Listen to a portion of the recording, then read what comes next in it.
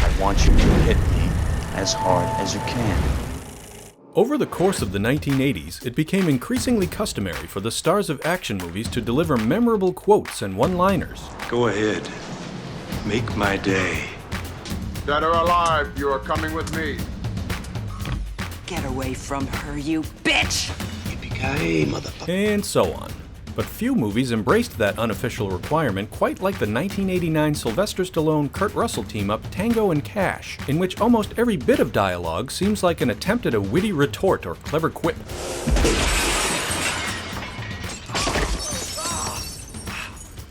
Glad you could drop in. You like jewelry? Aside from pairing up two major stars who fill the movie's runtime with a constant stream of ammunition and zingers, Tango and Cash is notable for being the last big-budget studio movie to be released in the 1980s. But what you may not know is that the production was, well, kind of a mess. Let's take a look at what the f*** happened to this movie.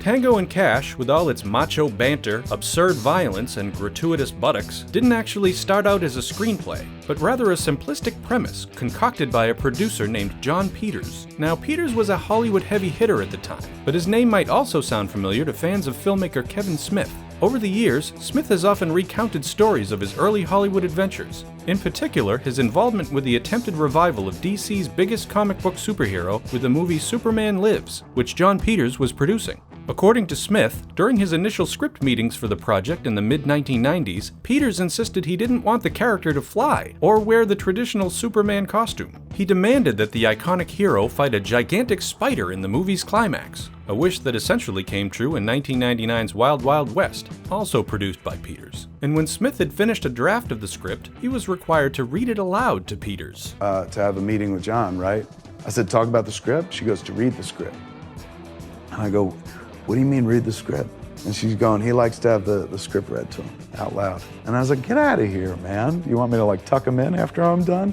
She's going, I'm serious. Although the Superman Lives project ultimately disintegrated in the late 90s, John Peters had become a force of nature in Hollywood long before that. His career actually started during the 1970s as a hairdresser at his family's high-profile Beverly Hills salon, bringing him into close contact with A-list celebrities. This led to a lengthy romance with client Barbra Streisand, and he went on to manage her music and movie career, which included producing the 1976 remake of A Star Is Born. After producing the beloved 1980 comedy Caddyshack, Peters joined up with fellow producer Peter Guber, and together they accumulated hits throughout the 80s, including Flashdance, The Color Purple, Rain Man, The Witches of Eastwick, and Tim Burton's Batman. Creatively, Peters had some very specific and unique ideas, of varying quality, but he had also earned a reputation for overbearing and unpredictable behavior, with a penchant for verbal abuse and physical interactions. One director who worked with him said you could never be sure if he'd kiss you or grab you in a headlock. His original arrangement for the rights to Superman ensured his involvement in any future movie with the character, but thanks to his level of notoriety even many years later, Peters was barred by producer Christopher Nolan from ever visiting the set of Man of Steel. Anyway, that bit of background on Peters and his colorful personality should help set the stage for what would occur behind the scenes on Tango and Cash. The basic idea that Peters envisioned for the movie was to have two competitive mismatched LA detectives get framed and wind up in jail together. He also wanted one cop to become romantically involved with the sister of the other. His production company, Guber Peters, brought in screenwriter Randy Feldman to expand this high concept into a full script, which was given the straightforward title, The Setup. It seemed like a perfectly reasonable idea. After all, the 1980s were filled with audience favorites that followed the buddy cop formula, like Lethal Weapon, Beverly Hills Cop, Running Scared, Dragnet, and Stakeout. But it was also in Peters' head to make this an unprecedented event by pairing up two of the world's biggest action gods of the decade, Sylvester Stallone and the Terminator himself, Arnold Schwarzenegger. Yes! I loved you in Conan the Barbarian! Stallone had become a megastar during the 1980s. His Rocky and Rambo movies were generating hundreds of millions of dollars at the box office, and even a relatively smaller Stallone vehicle like Cobra could pull in nearly $50 million in 1986. Stallone agreed to play Ray Tango, the dapper half of the Setup's cop duo, but Schwarzenegger wasn't interested in the project.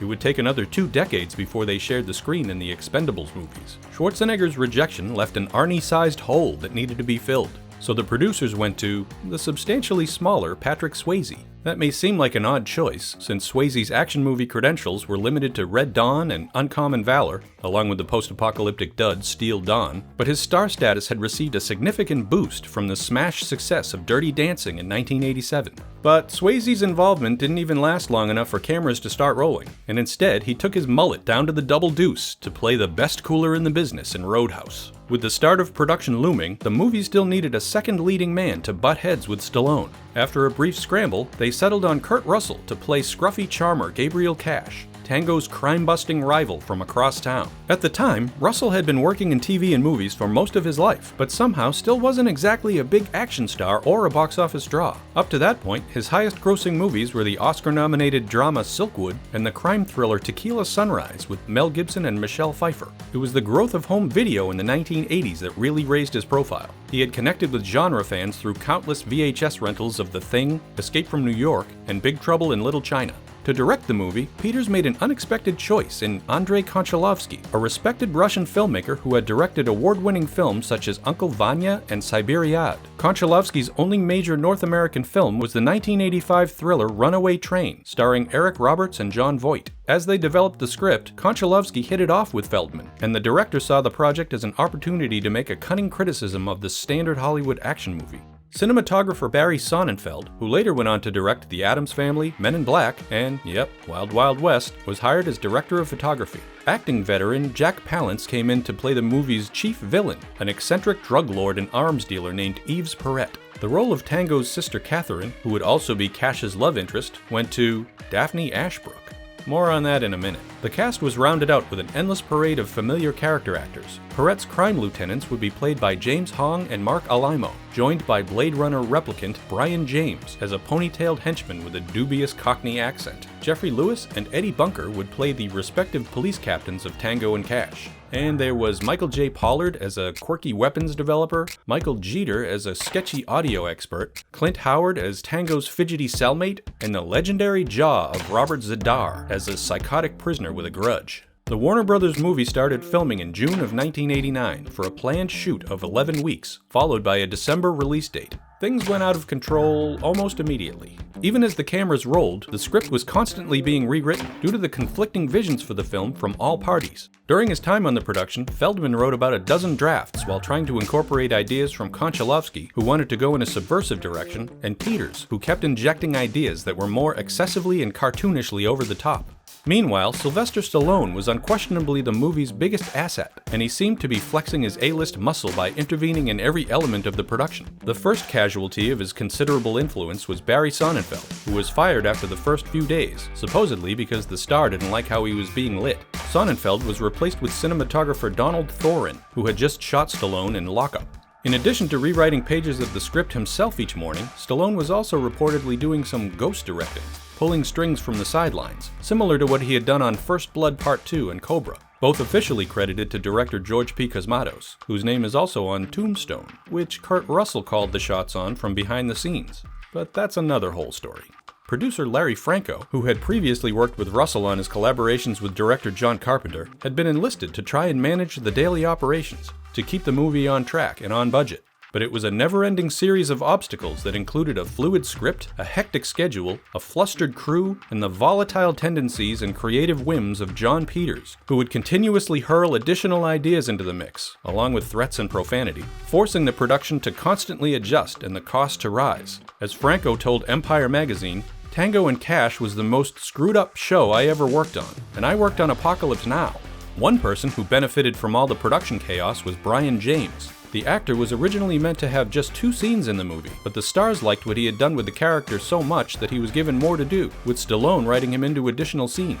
James ended up working on the movie for 14 weeks, and when it was determined partway through production that Daphne Ashbrook wasn't working out, TV actor Teri Hatcher was brought in to reshoot scenes for Tango's much younger sister Catherine, a stage performer at an upscale nightclub/strip club whose inexplicable routine involves provocative dancing and electronic drumming.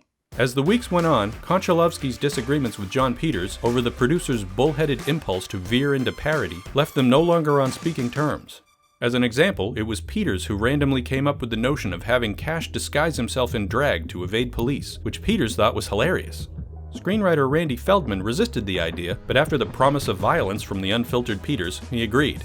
Upon informing Russell of the intended change, Feldman tells Empire that the actor's response was, "Well, I've done a lot of stupid things on film, but usually I don't do them on purpose."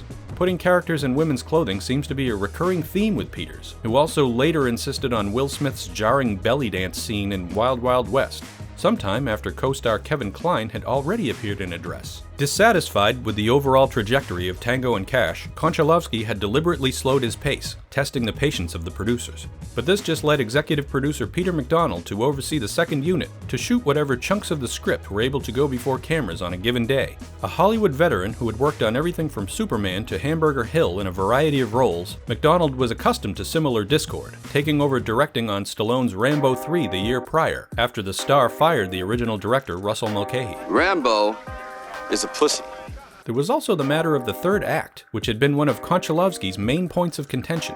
The biggest problem with the ending was that it basically didn't exist. It seems that nothing solid was ever really on the page. As the period between filming and release was rapidly shrinking, Konchalovsky was dismissed from the production. To finish the movie, the producers in studio quickly brought in Albert Magnoli. In addition to directing Prince's acting debut in Purple Rain, Magnoli had more recently sat behind the camera for the pop superstar's Batman music videos. Randy Feldman was already gone, so screenwriter Jeffrey Boehm, who had rewritten the 1987 Martin Short Dennis Quaid comedy Inner Space for Peters and Goober, was called in to do whatever he could with the script. Part of the inspiration for the fiery finale actually came to John Peters while in LA traffic, when he spotted colossal construction equipment and became infatuated with including the expensive oversized vehicles in the end sequence.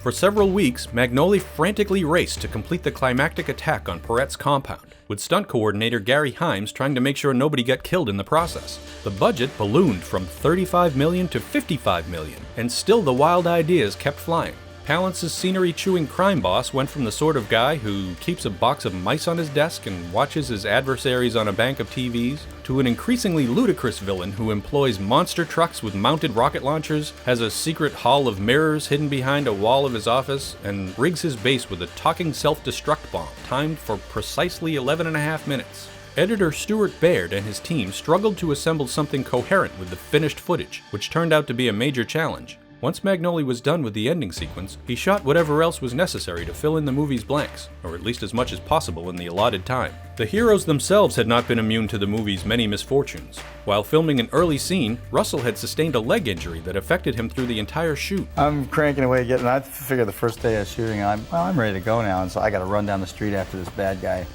And the third take, I ripped my hamstring. That's Really? It. So I said, oh, so I got to go through the rest of the movie. Well, it only got worse from there. Everything went wrong for me. Because you don't work out? Nah, not that much. And during the explosive climax, a fire in the duo's assault vehicle scorched Sylvester Stallone's well-groomed hair. We're on fire! Yeah, we're cooking now! Fortunately, Russell's fantastic hair survived unscathed. In the rapidly dwindling time before release, composer Harold Faltermeyer provided the score, which sounds like it could have been unused material from Beverly Hills Cop, with Gary Chang finishing the job. As the studio demanded constant edits to the movie, it barely made deadline and was rushed to theaters as wet prints, industry slang that implies the film processing chemicals hadn't even dried yet. Tango and Cash finally shot onto screens on December 22, 1989, opening in second place behind National Lampoon's Christmas Vacation. A headline in the movie's final shot almost seemed like a preemptive response to critics, whose reviews at the time included words like mindless, formulaic, pathetically juvenile, and goonish. But fans of Stallone, Russell, and action movies in general didn't really seem to care. The movie ended up with $63 million at the box office, and went on to become a gigantic hit on home video. Jack Palance was brutally candid while promoting the movie's release. This had to be just about the worst experience I've had. Really? Yeah, working in a film. He was originally meant to have 3 scenes with Sylvester Stallone that were then excised from the script, and he claimed that he never even worked with the actor at all during filming. Indeed, their prison encounter and final showdown could be purely a result of clever editing. Palance hinted that much of the production's troubles were the result of the inflated ego of Stallone. and yet it also seems like the star's clout was one of the factors that helped drive the movie to completion. Andrei Konchalovsky said in later interviews he believed that he and Stallone were simpatico in their desire to make a more artistic and serious take on the material, but that seems to contradict what's actually on screen. According to the credited writer Randy Feldman, the majority of the finished movie's dialogue, in all its wisecracking glory, was actually written by Stallone. I think with your IQ, you're unarmed and still very dangerous. Actor Brian James is also on record saying that Stallone was instrumental in having the director removed from the production. Tango Cash was Konchalovsky's last attempt at a big American studio movie. Reflecting back, the director has joked that he enjoyed his experience of humiliation and lack of freedom in Hollywood. As he told The Guardian in 2014, "I was very happy to be fired. I got my money and went to France." He was even more honest about his feelings for the finished product, saying, "Tango Cash, like every real Hollywood film, is a film for people who cannot read." Writer Jeffrey Boehm later described his work on Tango Cash as a long, incredible, awful rewrite that he didn't even try to get credit for. Given the pains of the production and the Frankensteined result, it's no surprise that the movie's logic disappears under any amount of scrutiny.